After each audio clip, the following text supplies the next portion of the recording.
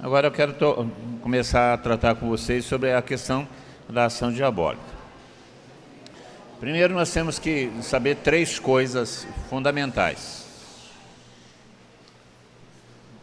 O que o diabo quer fazer? O diabo quer fazer três coisas.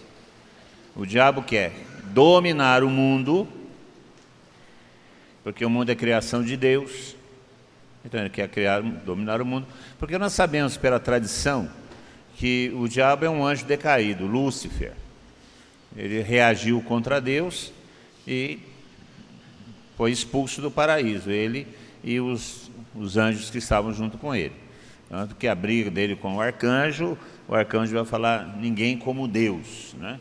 Porque na realidade ele se arvorava a ser Deus. Ele queria ser como Deus. E o que Deus é? Deus é onipotente, onisciente e onipresente. O que o diabo queria? Ser onipotente, onisciente e onipresente.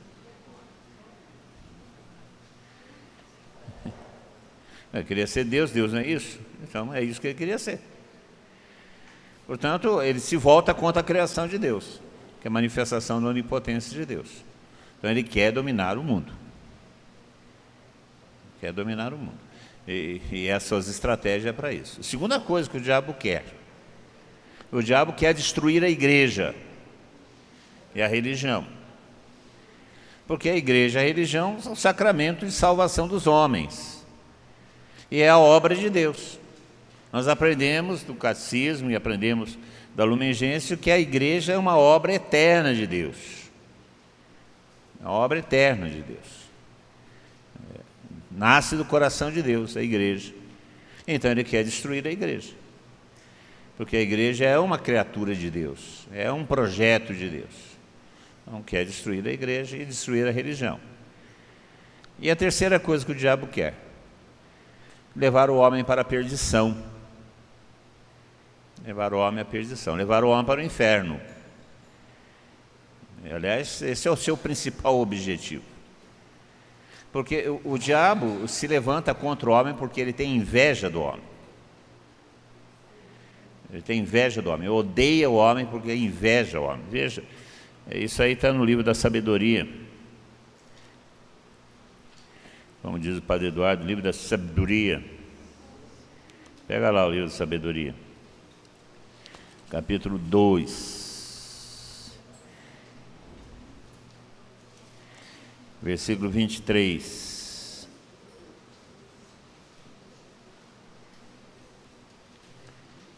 Sabedoria 2, 23.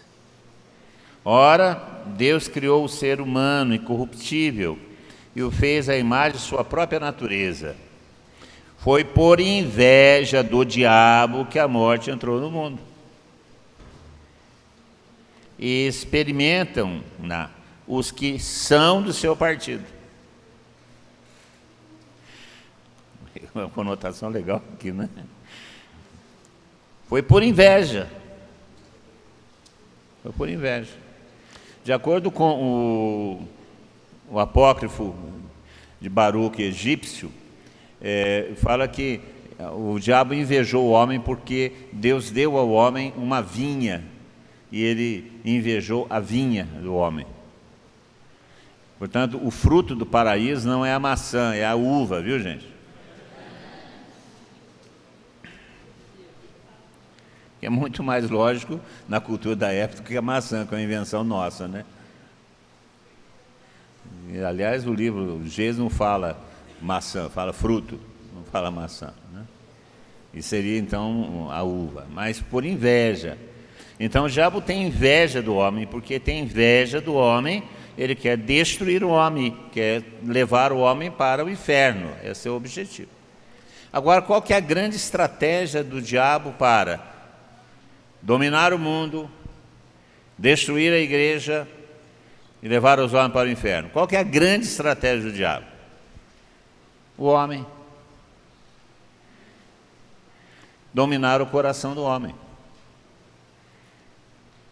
Porque como é que ele vai dominar o mundo? Sendo um ser não corpóreo, um espírito, como é que ele vai dominar o mundo? Ele tem que dominar o mundo através de uns instrumentos. E qual é o instrumento que ele vai usar para dominar o mundo? O homem. Como é que ele vai destruir a igreja? Pelo homem. E como é que ele vai levar o homem para o inferno? Pelo homem. Portanto, é contra o homem que ele vem, para realizar os seus intentos. Porque ele odeia o homem, porque ele inveja o homem. Então é através do homem. Por isso nós temos que entender um pouco como é que ele vai agir contra nós. Nós precisamos nos conhecer. Precisamos nos conhecer. O homem foi criado à imagem e semelhança de Deus. Portanto, nós temos em nós essa centelha, que não vem nenhum panteísmo, mas nós temos em nós essa centelha de Deus. A vida de Deus habita em nós, de maneira imanente e de maneira transcendente. Está em nós como um dom natural, nos sustenta, e essa vida provém dele, e de uma maneira sobrenatural na presença do seu Santo Espírito. Então, nós fomos criados em imagem e semelhança de Deus, Deus nos deu sua própria vida. E nós fomos criados numa unicidade corpo e espírito, corpo e alma. Nós somos essa unicidade, corpo e alma. É indissociável. Onde está o seu corpo, está a sua alma. Onde está a sua alma, está o seu corpo.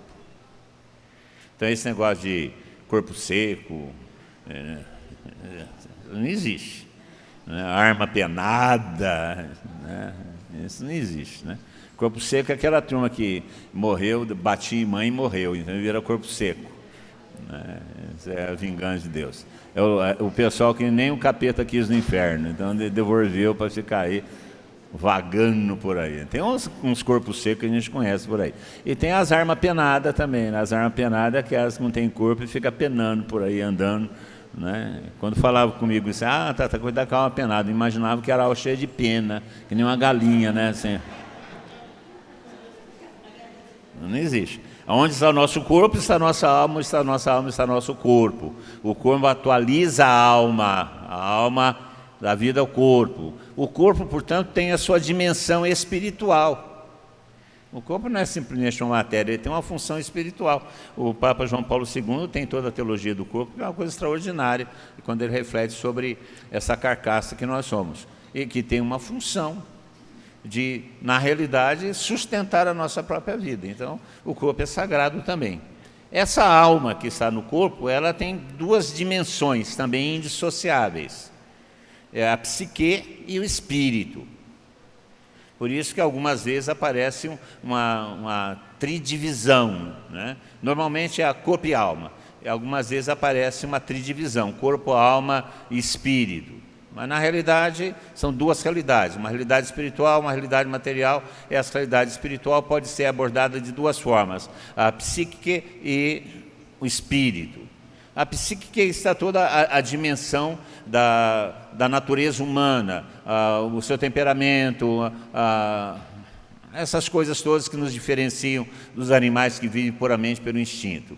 E o espírito é a dimensão mais alta do ser humano, aquilo que realmente nos faz ser gente à semelhança de Deus.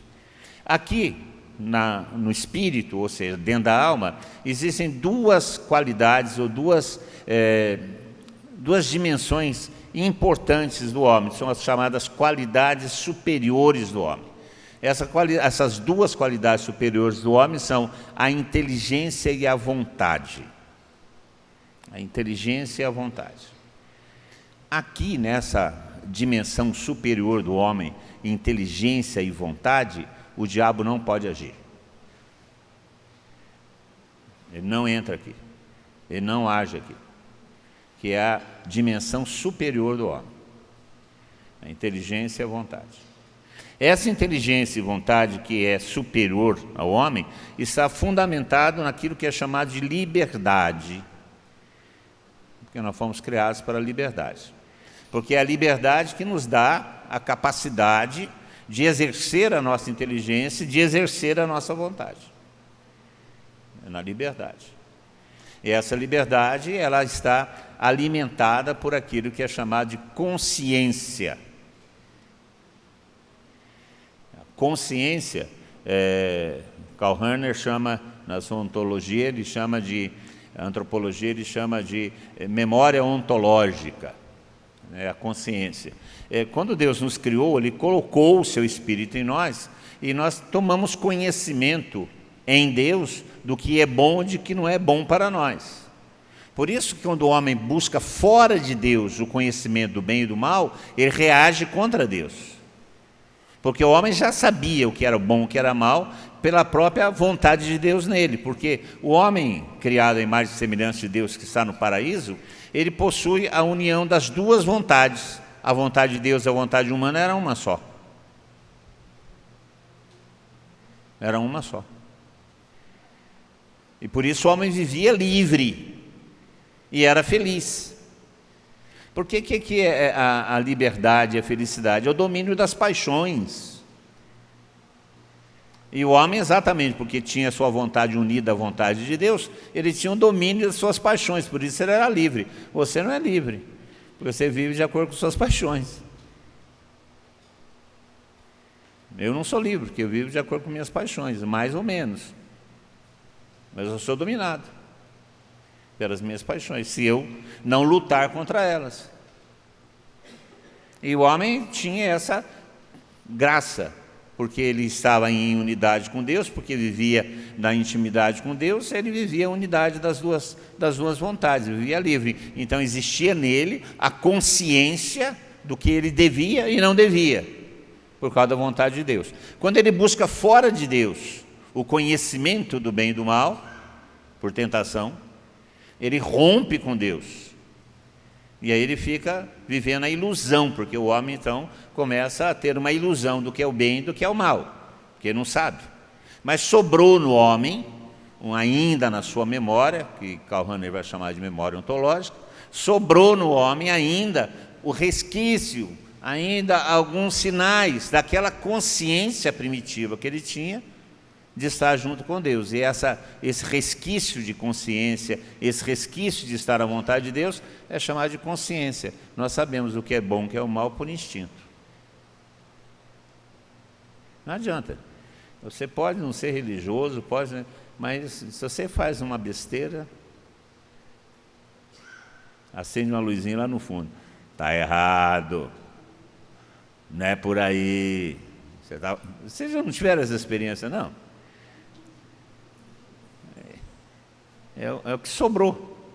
E essa consciência atua sobre a liberdade. A liberdade está fundada na inteligência e na vontade. Esse é o mecanismo humano. Sem Deus. Aonde que a graça vai entrar? A graça vai entrar aqui. A graça vai entrar aqui, nos fortalecer nessa estrutura. É assim que o homem funciona. Né? Inteligência, vontade. Essa inteligência é iluminada pela graça, que aí atua sobre nossa vontade, se aproveitando desses resquícios ainda de criação divina que nós temos quando nós estávamos vivendo junto com Deus. Isso tudo gera o pensamento, é onde que acontece a consciência das coisas. Gente, pensamento não é algo físico. Pensamento, a gente pensa que é a sinapse. Sabe o que é sinapse, né? Sinapse são as trocas de eletricidade que existem nas células cerebrais, os neurônios. Os neurônios, quando estão em atividade, eles produzem energia entre eles, e essas energias trocam, chama sinapse. Bonito negócio, né? Sinapse. Aí quando você fuma uma, a sinapse fica mais agitada, aí você tem delírio, porque a sinapse está sendo ativada por aquilo que você pitou. Então, o LSD também atinge a sinapse. Mas o pensamento não é sinapse, não é uma atividade cerebral. O pensamento é uma atividade espiritual, que é formalizado e concretizado no cérebro, mas ele acontece fora do cérebro. Ele acontece no espírito, não acontece na matéria. Legal, né?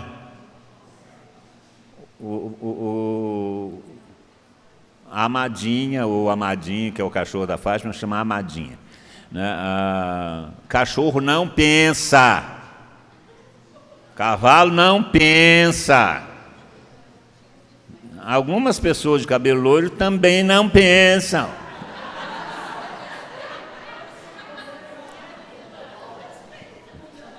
Entendeu? Não pensa. Embora tenha o cérebro,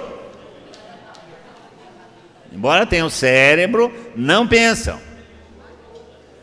O golfinho tem um cérebro desenvolvido, fica numa posição semelhante à posição do cérebro humano, o lobo central aqui e tal, tem coisas semelhantes, mas eles não pensam, porque eles não têm espírito. Adolescente, homem apaixonado, homem apaixonado tem cérebro, mas não pensa. Não adianta, porque a atividade do pensamento, da formulação das ideias, ele pertence ao espírito, à alma, é o que nós possuímos, que os animais não possuem. Só que esses pensamentos, essas ideias, são concretizadas na nossa realidade material, no nosso cérebro, aí através das atividades cerebrais, mas ele é engendrado fora do cérebro, na nossa alma. Porque o conhecimento, o raciocínio, a racionalidade, ela é adquirida por aprendizado. Pega uma criança e vê se aquele bicho é racional. Vê? Não é. Uma criança que está começando a engatinhar, eu chamo de rastejar, então ele fica uma febre. A criança está começando a rastejar. Ela funciona como um animal, um cachorrinho. Se você deixar, ela come o cocô dela mesmo. Ela não tem raciocínio. O raciocínio, a racionalidade, ela é fruto de um aprendizado. Agora, as ideias, elas não são fruto de um aprendizado, são naturais de nossa realidade espiritual. Você, na medida que você aprende a racionalidade, você vai melhorando a formulação daquilo que seu espírito amadurecido vai gerando como seu conhecimento. Por isso nós só podemos conhecer Deus de maneira espiritual, não de maneira racional. Por isso que Deus, o conhecimento de Deus, é uma experiência, não é uma ciência. Estão entendendo? Por isso, falar que eu vou aprender Deus fazendo teologia, não, você vai desaprender a respeito de Deus quando você racionaliza o conhecimento de Deus. Porque o conhecimento de Deus é fundamentalmente experiência, e experiência se realiza no nível espiritual, no nível da alma e não no nível raciocínio. Porque o pensamento, ele não é material. O cérebro simplesmente organiza isso aí. E isso se dá no nível superior do homem, aonde o diabo não entra. O diabo pode influir sobre essas coisas de maneira indireta e não de maneira direta. Porque isso é o centro do homem, isso é o que nós somos. Ok? Agora, o homem tem uma qualidade inferior. Outros elementos que são chamados inferiores. Não que são inferiores no sentido de ser inferior, mas são inferiores em sentido daquilo que é superior, a inteligência, a vontade e a liberdade. Então ele tem outras qualidades que são próprias da alma, da sua noção espiritual, mas que são qualidades inferiores. Quais são essas qualidades inferiores? A memória, a imaginação e a afetividade. E são qualidades inferiores. Sobre essas qualidades, o diabo pode influir. Sobre essas qualidades que o diabo pode influir. Memória, imaginação e afetividade. E a partir dessas qualidades inferiores, ele pressiona a consciência a liberdade e turva o nosso conhecimento de Deus e a nossa experiência de Deus. Onde ele não pode chegar, mas ele pode turvar, ele pode perturbar, para nos destruir na relação com Deus. E o pecado acontece exatamente nesse nível. Quando ele, através da nossa afetividade, de nossa imaginação, de nossa memória, afeta a nossa consciência e livremente tomamos atitudes contrárias a Deus. E aí a gente cai na ignorância, que São Paulo vai falar na sua carta aos Romanos, na ignorância de Deus. Porque nós não estamos mais acessando as áreas nobres de nosso ser, nós estamos acessando as áreas inferiores de nosso ser. Você está entendendo isso? Então, é uma questão de como resolver isso. Nós temos que tomar conta de nossa afetividade, de nossa memória, de nossa imaginação.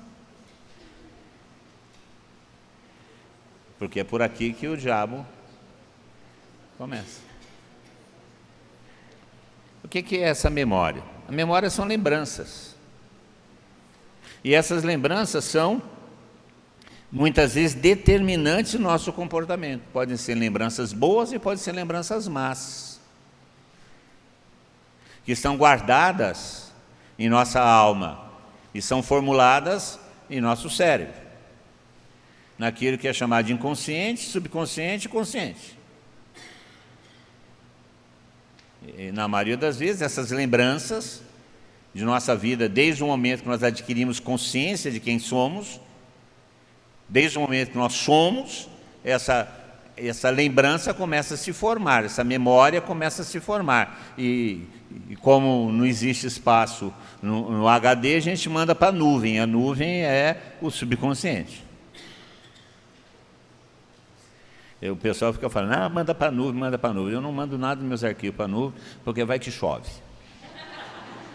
Aí eu perco tudo que eu mandei para lá. Então eu prefiro no físico mesmo, né? Fica guardado no físico mesmo. Então, vai tudo para o inconsciente, ou subconsciente, fica guardado lá. E de vez em quando eles se movimentam, ou você tem acesso através de um mecanismo qualquer. São lembranças. São boas lembranças ou más lembranças, que é a memória. E muitas vezes é determinante nosso procedimento. Gente, é a coisa mais fácil que tem no mundo, né, de você perceber isso, né? Pessoas que perdem pessoas queridas, né, por causa da lembrança que tem daquelas pessoas queridas, buscam compensação fazendo relacionamento semelhante àquele que eles tinham com outra pessoa que se assemelha. É interessante como é que as lembranças são determinantes de nosso comportamento. E aí, como é a área inferior, o diabo pode agir em nossas lembranças. E aí ele vai acessar o quê? As boas lembranças? Não. Ele vai lembrar as más lembranças, as raivas, as decepções, as injustiças.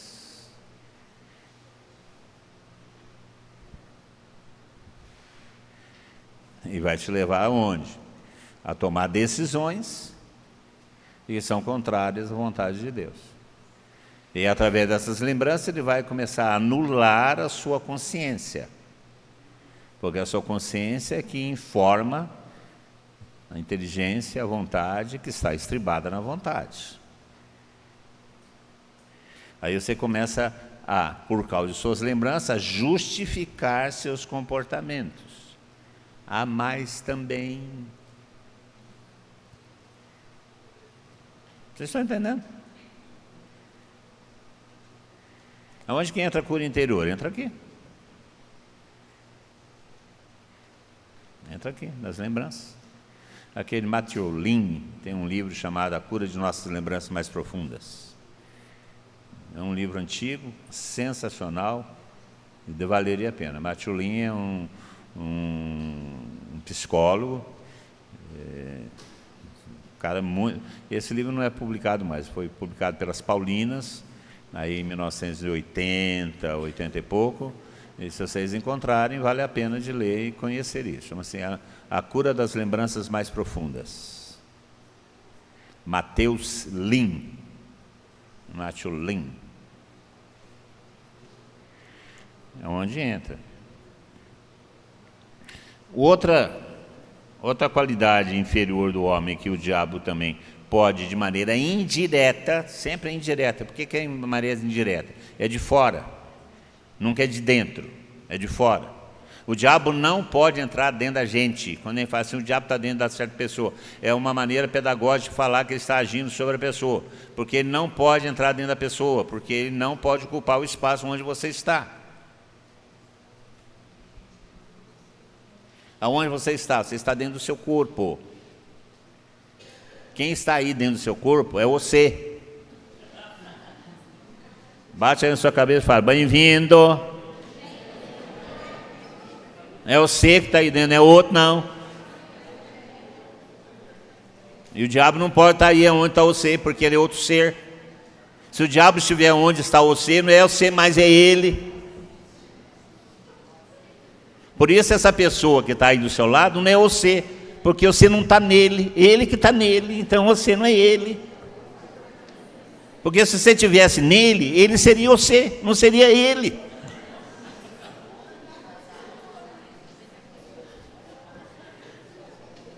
Agora você pode influenciar ele.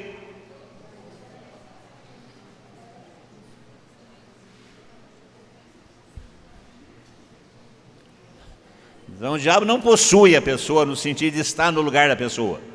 Ele influencia a pessoa, por isso sempre é de maneira indireta e nunca de maneira direta. Ele influencia primeiramente na lembrança. Como é um ser espiritual, ele tem acesso a essas dimensões, mas ele não as possui. A outra maneira dele influenciar é através da imaginação. A imaginação é a antecipação das coisas. Você pode antecipar as coisas boas, como por exemplo, o título internacional do Palmeiras, é uma imaginação. Porque não existe. Vocês sabem que não existe. Mas você pode imaginar ele existindo. E já ficar satisfeito com isso. Porque a imaginação antecipa o gozo.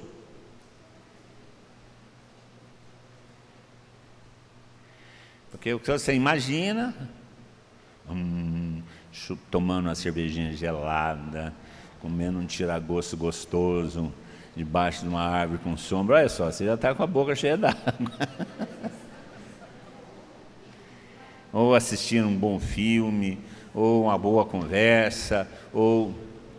A imaginação antecipa o gozo. E ela, de uma certa maneira, nos prepara para a ação. Você começa, vou viajar, você já começa a imaginar onde você vai, os caminhos, bons ou maus. Você já vai antecipando, pela sua imaginação, as coisas que podem acontecer. E aí, como é que o diabo faz? O diabo antecipa pela imaginação o gozo do pecado. Gente, eu vou falar uma coisa para vocês que vocês não perceberam ainda, vocês devem perceber. O pecado é gostoso. E dá uma ressaca desgraçada, mas é gostoso. Você falar mal dos outros é gostoso. Você comer mais do que precisa é gostoso. Você encher os cacos é gostoso. Você possuir mais do que você precisa de dinheiro é gostoso.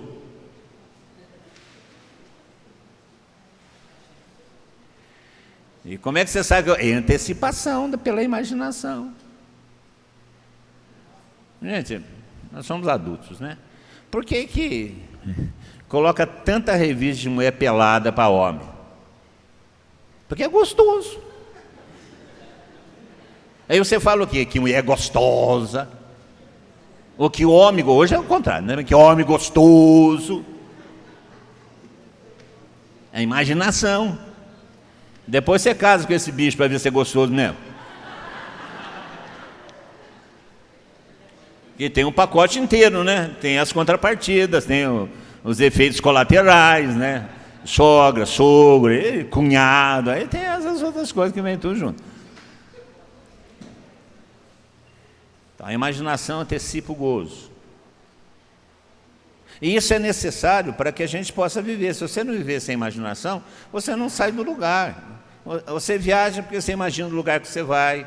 Você estuda porque você imagina onde você quer chegar, você constitui família porque você imagina uma vida feliz. A imaginação é fundamental, você não consegue viver sem isso. Agora, ela pode também te levar, por causa do gozo que ela antecipa, a lugares que não são da vontade de Deus. E aí te alienam da vontade de Deus. E você viver só na imaginação, mais cedo ou mais tarde você viver na angústia. Porque a imaginação não nos alimenta. E ela é capaz, inclusive, de derrubar a nossa consciência e justificar nossos erros.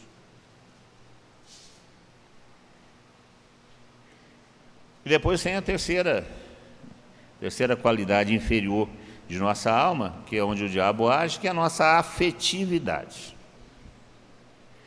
que são nossos sentimentos em relação às coisas e às pessoas, que muitas vezes é a origem de nossas ações. Gente, é impressionante como que nós, seres humanos, cristãos, agimos muito mais a partir de nossa afetividade do que nossas convicções. Nós agimos muito mais por nossas afetividades, nossas carências, nossas necessidades afetivas, necessidade de sermos amados, necessidade de sermos conhecidos, necessidade de sermos compreendidos, necessidade de sermos acarinhados, necessidade de sermos valorizados. Como que nós agimos muito mais a partir dessas carências afetivas do que de nossas convicções? E por isso nós erramos. Nós erramos e repetimos o erro. Repetimos o erro. Quantos que têm relacionamentos que são instáveis e saem desses relacionamentos, caem em outros semelhantes? Porque não age de acordo com a convicção, age de acordo com a afetividade, com as carências afetivas. E o diabo sabe disso. E é exatamente nessa afetividade que vai aparecer o orgulho, que vai aparecer a soberba, que vai aparecer o eu, o egoísmo. Eu tenho que sair bem comigo mesmo. Isso tudo é que causou a divisão da vontade de Deus com a vontade do homem. O pecado entrou aí. É interessante quando a gente lê a narrativa do pecado, o que a mulher viu. Não, aqui não vem nenhuma conotação de ser feminino ou masculino, né? Porque a narrativa do Gênesis é uma narrativa, uma parábola, né? Vamos tomar aí o capítulo 3 de Gênesis, só para a gente justificar essas coisas que eu estou falando. Olha só, como é que é o erro, como é que introduz essas coisas todas. O capítulo 3, versículo 1 começa: a serpente era o mais astuto de todos os animais selvagens que o Senhor tinha feito, para falar que o mal não vem do Senhor e tal. É verdade que Deus vos disse: não comais de nenhuma das árvores. Aqui vem o relativismo. A mulher respondeu: nós podemos comer do fruto de todas as árvores do jardim, mas o fruto da árvore que está no meio do jardim, Deus disse: não comais, nem toqueis, do contrário morrereis.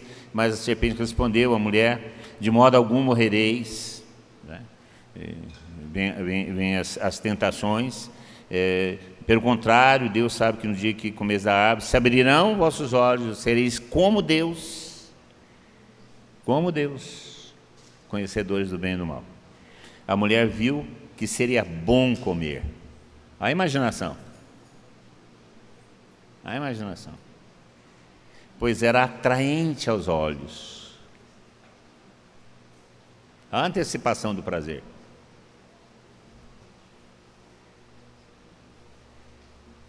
E desejável para o conhecimento. A carência.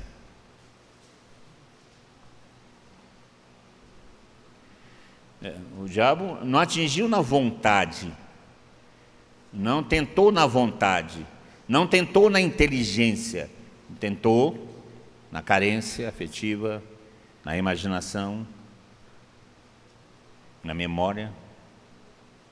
E aí atingiu o quê? Os critérios de liberdade.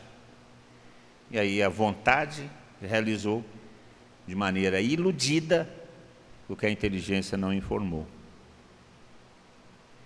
Porque nesse espaço da memória, da imaginação e da afetividade, é que nasce aquilo que é chamado de ilusão, que é o que o diabo usa contra nós. A ilusão. Nos propõe uma coisa que não é verdadeira, que não se justifica, que não realiza, que é a ilusão. E que o livro do Eclesiastes chama de vaidade, tudo é tudo é ilusão. E é verdade mesmo. A pessoa busca a satisfação de sua afetividade, não consegue resolver. Os casados, os solteiros, os viúvos, né, os seres humanos em geral, vão falar a verdade. Nós somos perfeitamente equilibrados afetivamente? Não. Por mais estável que a gente chega, vocês não têm nenhuma carência afetiva.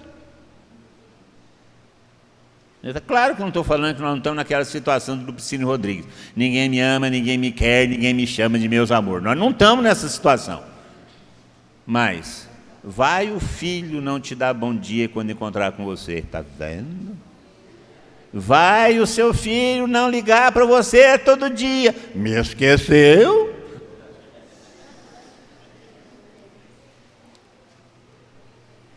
Nós que somos equilibrados.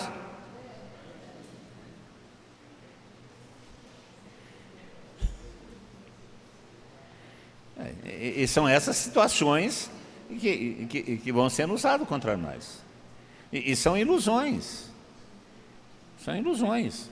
Nós não vamos ter tudo o que precisamos, não vamos ter todo o amor afetivo, humano que precisamos, não vamos ter só lembranças boas. Isso tudo é ilusão. A nossa vida é outra, é concreta. Por isso que o amar não é algo que está ligado à afetividade, não está ligado à imaginação, não está ligado à nossa memória. O amar está ligado à nossa vontade, porque é uma decisão em favor do outro. E aqui não tem nenhum gozo. Quem diz que amar nos traz bem-estar? Vai falar para Jesus Cristo da cruz, que o amor levou ele a um bem-estar danado. Levou ele à realização do seu projeto de vida. E exatamente por isso que ele é o nosso Salvador. Mas falar que o amor de Cristo o levou ao bem-estar, a completa satisfação de todas as suas necessidades afetivas, emocionais. Não. Porque isso é uma ilusão. Então, o diabo começa a agir aí. E essa sua ação leva a 3, vamos falar assim, infestações, ou 3 ataques, 3 modos dele dominar essas áreas da nossa vida. São 3. A primeira chama-se ferida. A ferida. Ele abre uma brecha em nossos sentimentos, abre uma brecha, marca uma ferida. E vocês sabem que no corpo, onde nós somos feridos, é onde nós somos mais sensíveis. É interessante. Eu gostava de assistir boxe e detesto de assistir boxe agora, que é muito violência. Agora tem esse MMC, pior ainda, que lá é luta de gladiadores. São Paulo já falou que aqueles que frequentam os jogos, né, não fazem a vontade de Deus. Jogos é exatamente isso que nós estamos assistindo aí. Gente, eu acho o fim do mundo, cristãos nossos, de nossa comunidade, não perco uma luta de MMA, gente. Isso, pelo amor de Deus, isso é paganismo. Paganismo. 2 homens lutando até a morte, porque até o nocaute. Aí quando um sujeito bate no outro, abre uma ferida, aonde que ele vai bater as outras vezes? No mesmo lugar. Porque a ferida é o lugar mais sensível. Então o diabo, ele fere. Ele, por exemplo, nos traz uma lembrança ruim a respeito de uma situação injusta que eu vivi. E ele não tira aquilo de sua memória. Te leva à depressão. Te leva à depressão. Aí toda vez que você vê aquela situação semelhante, você se lembra daquilo, daquela ferida. Aí você começa a recusar aquele tipo de relacionamento. Aí você se lembra que você foi injustiçado na comunidade, aí você não quer mais a comunidade. Porque você está na ferida.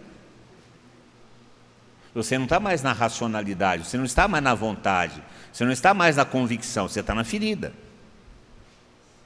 E é gozado como isso aparece, né? Porque aí você, uma pessoa que está ferida com a comunidade, aí você vai falar com ela, puxa, estou vindo lá da comunidade. Ah, é bom, eu já estive na comunidade, mas fizeram uma comigo. E vão fazer com você mais cedo ou mais tarde.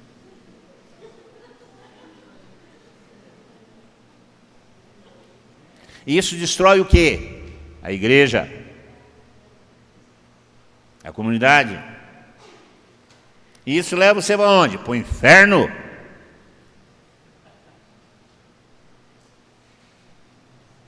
Isso é a ferida. Aqui entra a cura interior. Aqui é a libertação, gente. E as pessoas que estão na ferida nem sempre estribucham no chão, nem sempre espuma no canto das bocas, mas destilam veneno na conversa, porque estão na ferida. Vocês estão entendendo? Essa é a estratégia do diabo contra nós. Outra maneira dele agir contra nós é chamar de laço. Prisão. O diabo, através da memória, através da afetividade, ele cria dependências. E aí vem toda a forma de vício. E vai desde os vícios das perturbações sexuais, masturbação e companhia limitada, pornografia, prostituição, até os vícios dos alucinógenos. Cria dependência. É o laço. Não consegue. É uma pressão interior tão grande em fazer aquilo, sabendo que aquilo não é correto, mas ele não consegue vencer a pressão interior de fazer aquilo, e faz aquilo de maneira repetida. Eu conheço um sujeito que conseguiu se livrar, graças a Deus, do vício das drogas. Ele já era consciente do vício das drogas, mas ele não conseguia se livrar, e toda vez que ele caía, ele voltava em depressão profunda, queria se matar porque ele achava que não tinha mais salvação, embora ele já conhecesse a Deus. Pessoas que são presas a pensamentos mórbidos e não conseguem se livrar. Pessoas que têm uma visão errada a respeito de si, acham que não são capazes, são indecisos, não conseguem decidir, não conseguem ir para frente, não conseguem, cair sempre no mesmo vício, nas mesmas erros, nas mesmas coisas. Isso chama-se laço, isso é coisa do diabo.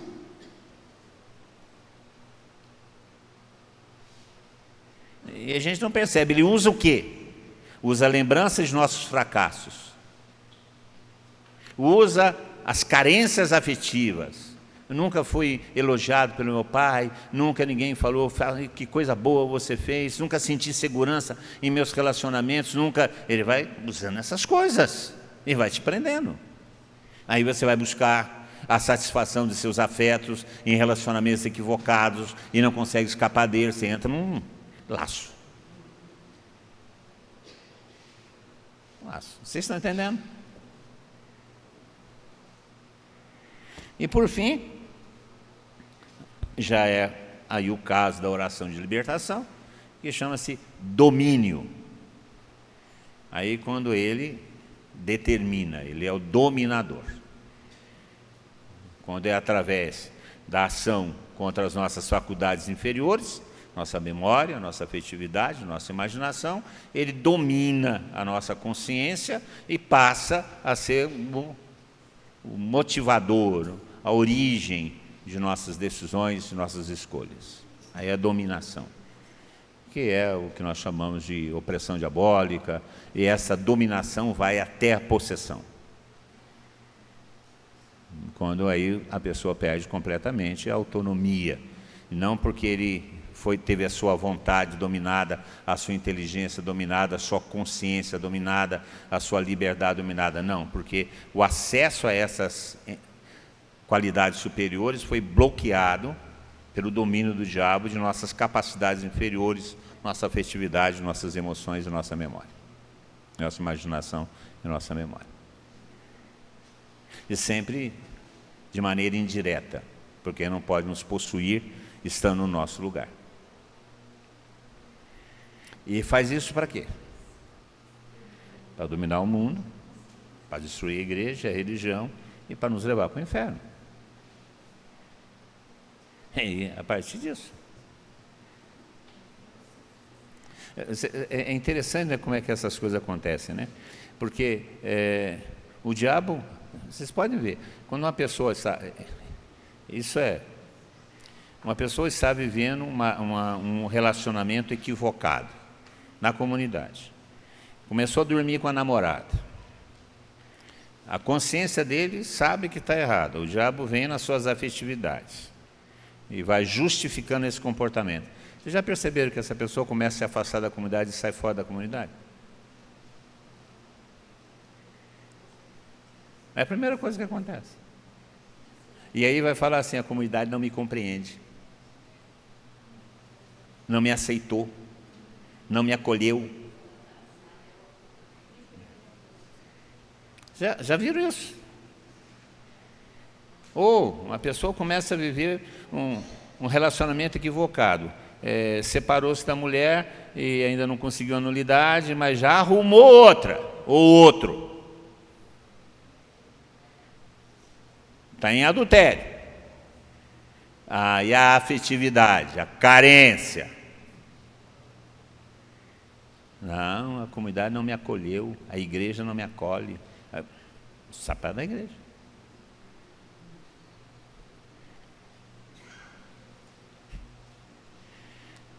São armadilhas do diabo. É sobre isso que a gente tem que falar. Não é ficar procurando pessoas que estão espumando no chão porque foi na macumba, ou porque frequentar terreiro espírita, aí manifesta o capeta. Gente, o capeta não se manifesta assim, não. O capeta se manifesta nessas coisas que eu estou falando para vocês.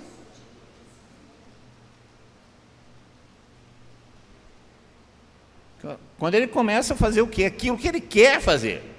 Dominar o mundo, destruir a igreja e nos levar para o inferno. Aí, a gente acha que a libertação vamos rezar para os que estão frequentando a macumba. Muitas vezes os caras que estão frequentando o espiritismo estão frequentando por falta de uma evangelização que nós não fizemos. Porque a eles não foi apresentada a verdade.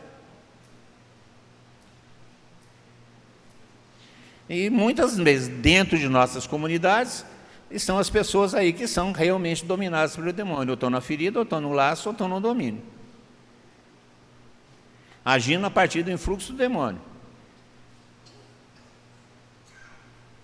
Rachando a comunidade, sarrindo da comunidade, criticando as iniciativas de evangelização da comunidade, arrefecendo as suas convicções e cada vez menos a mediocridade.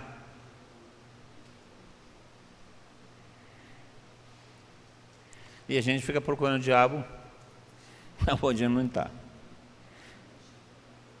E ele, como um sujeito inteligente, ele, como nós dizemos os mineiros, ele amoita, finge morto.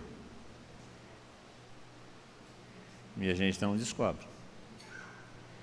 Então, esse é um mecanismo onde ele age, de que forma ele age. E o nosso papel é o quê? É descobrir isso. E qual que é a principal libertação? A conversão, a pregação do Evangelho, o conhecimento da graça, a experiência de Deus. E, se necessário, a libertação. Por isso que o diabo vai criando na sociedade essa mentalidade. Essa mentalidade que enfraquece o quê? A nossa consciência, os nossos critérios. Com a relativização da verdade, começa a enfraquecer nossas resistências, nossa capacidade de discernimento, de perceber. Porque o ambiente favorece isso. Eu tenho uma experiência muito interessante, né? Eu tinha catarata nos 2 olhos, agora só tenho num. Uma hora dessa eu preciso operar. E foi uma experiência muito interessante. Eu não sabia que eu tinha catarata. Como é que eu acordei cedo com os olhos, estava em coisa assim mais gozada, eu não estou conseguindo mais ler o Evangelho do dia, nem com óculos estava conseguindo ler, também embaçado, achava que era alguma coisa, tentava tirar, não conseguia. Mas eu via o mundo, dirigia, olha o risco danado, né? Dirigir, tá agora. Aí o dia que eu operei, eu falei assim, nossa Senhora, olha o mundo, acordou tudo, pintaram tudo de novo, que coisa extraordinária. E só com os olhos, esse aqui ainda está bom, mas o médico falou que daqui a 1 mês eu tenho que operar no máximo, não pode passar de 1 mês, 2 meses, operar a catarata, não tem jeito, porque já agora está começando a prejudicar. É a mesma coisa, o diabo coloca uma lente na nossa cara, nos nossos olhos. Nós começamos a ver as coisas de maneira difusa, opaca, mas estamos vendo. Só que nós não temos a dimensão exata das coisas. Aí quando nós operamos a catarata, quando o Evangelho vem e esclarece a verdade, aí nós começamos a ver de verdade o que é a verdade, aí nós somos livres. Eu já não vivo mais na ilusão, eu vivo na verdade. E esse é o papel da pregação do Evangelho. Essa é a principal libertação. Nos dá os critérios claros, a verdade vos libertará, nos dá os critérios claros do que acontece conosco, para onde nós estamos indo. Nós não podemos ficar perdendo tempo com as escaramuças, não. Nós temos que lutá-las também, mas existe outra realidade maior, mais importante, mais abrangente, que nós temos que andar nelas, temos a avançar sobre elas, e não ficar buscando essas coisas que são mais espetaculosas, gente, que fazem parte, mas não é o essencial. Por isso a questão da libertação, ela é, em primeiro lugar, uma questão de mentalidade, de arrancar as pessoas desse caldo cultural que está aí, que não nos permite ver a verdade de Deus, que nos impõe preceitos, conceitos, verdades que não são verdadeiras, e que nos trazem, e que nos acabam levando à prisão. E o diabo se utiliza disso para nos prender, para destruir o mundo, para nos destruir a igreja, dominar o mundo. Fala aí para o seu irmão, acorda.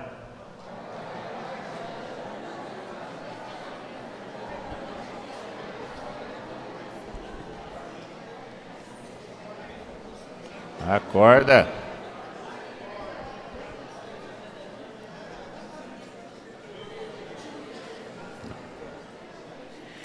Essa é a armadilha do diabo. Entenderam? Tranquilo? Alguma dúvida, alguma pergunta? Entenderam o mecanismo, como é que funciona? Então tá bom.